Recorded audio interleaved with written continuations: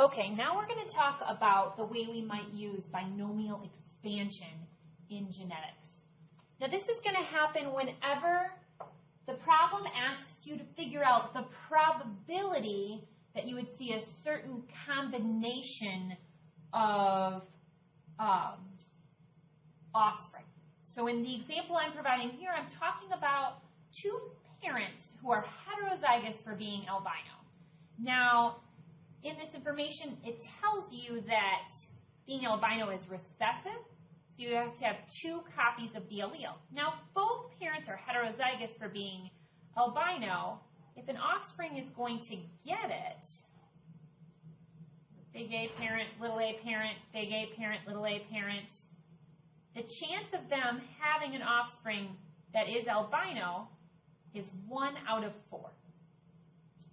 So there's a very specific equation for binomial expansion, and what you have to do is figure out what each of the letters mean. So n is our sample size. That's the number of offspring, and they're asking us the probability that they would have 3 albino and 2 normal children if they're going to have 5 children. So in this situation, n is equal to 5. Now, x is going to be the number of individuals of a certain event. So we're going to say, in this case, we'll decide x, the event x is going to be being normal, and the event y is going to be albino. Now they asked the chances of having 3 albino and 2 normal offspring. Now P and Q represent the probability that for each of these events, you would have this trait. So X is always paired with P. Our chance of having a normal offspring is 3/4. So P is equal to 3/4. Our chance of having an albino child is 1/4. So Q, which is always paired with Y, is 1/4. Then you go ahead and plug these numbers into the equation provided up here. What I'd like you to do now is, you notice how I've already plugged these numbers in for you. I want you to go ahead and try to solve this equation on your own. Pause me, and we'll see how you did. Okay, now that you've tried this on your own, I want to see how you do with factorials. So 5 factorial is the same as 5 times 4 times 3 times 2 times 1. That's over 2 factorial, which is 2 times 1. And then 5 minus 2 is 3. Then factorial, so it's 3 times 2 times 1.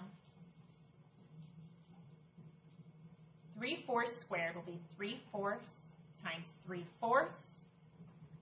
1/4 cubed is going to be 1/4 times 1/4 times 1/4. Now, when I solve these, I like to cancel out as much as possible. So I cancel my 3's, my 2's. I also might cancel this 4 with one of these 4's. And when I multiply going across, I got 45 over 512, because I said 5 times 3 times 3, and I said 2 times 1 times 4 times 4 times 4 times 4. Now I want you to try the next 2 problems on your own. Pause me and then come back so we can see how you did.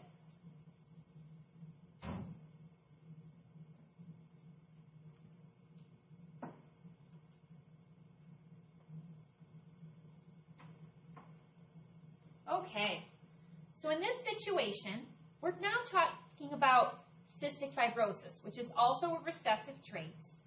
So you have to make sure you understand that if both parents are heterozygous, big C, little c, cross with big C, little c, that would mean that in order to have a child with cystic fibrosis, a little c, that's a 1 in 4th chance.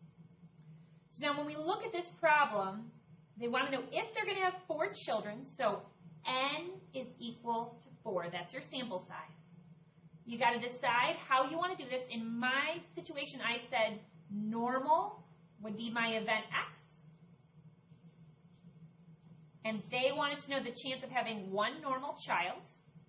And then I made cystic fibrosis event Y. And they want to know the chance of having 3 cystic fibrosis kids, so that's 3. Now the chance of having a child with cystic fibrosis from these parents, one child, is going to be Q, and that is 1/4. The chance of having a normal child out of this parent, that's going to be P.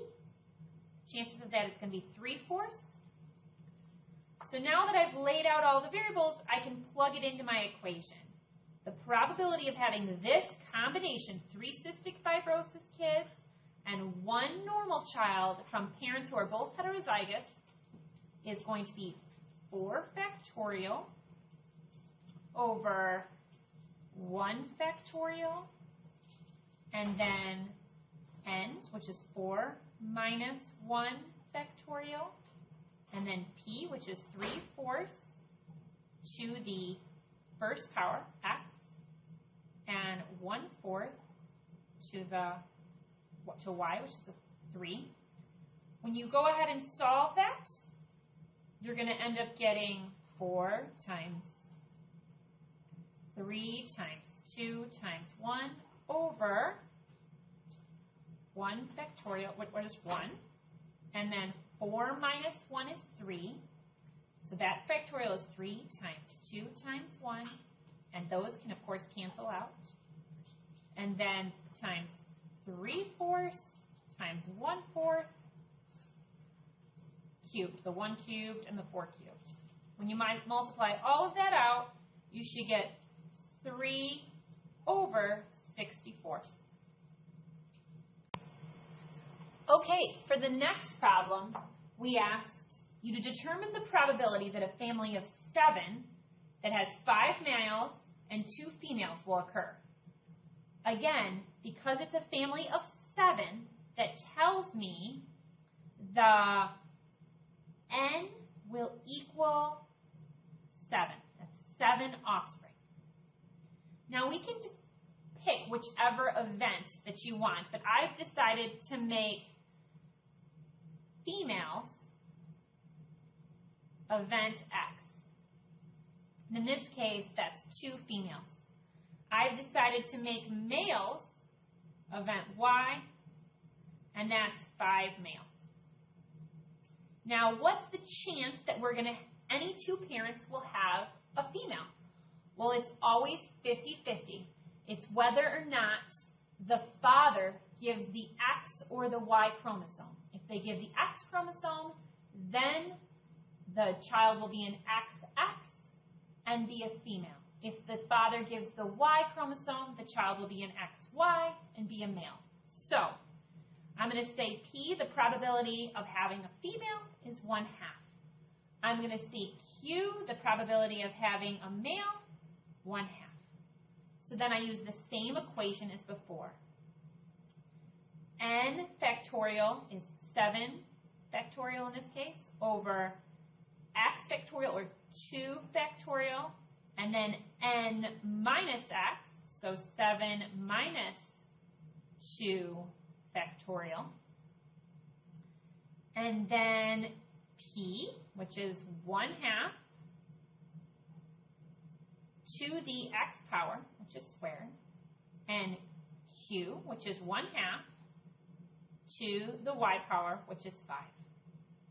Okay, so now 7 factorial is simply going to be 7 times 6 times 5 times 4 times 3 times 2 times 1. And then 2 factorial is 2 times 1.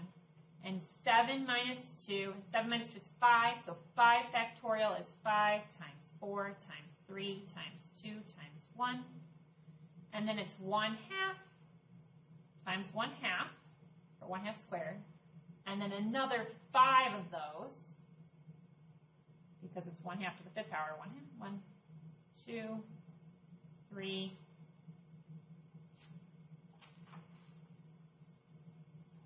4, and 5. Squeeze that in there. Okay, so now I like to cancel as much as I can. 5, 4, 3, 2, and 1 canceled. Now you can even say 2 goes into a 6 3 times. Then, when I multiply going across, you end up having 7 times 3, which is 21 on top, and 2 times 2 times 2 times 2 times 2 times 2 times 2 is 128. So 21 over 128 is the probability that a family will have 5 males and 2 females.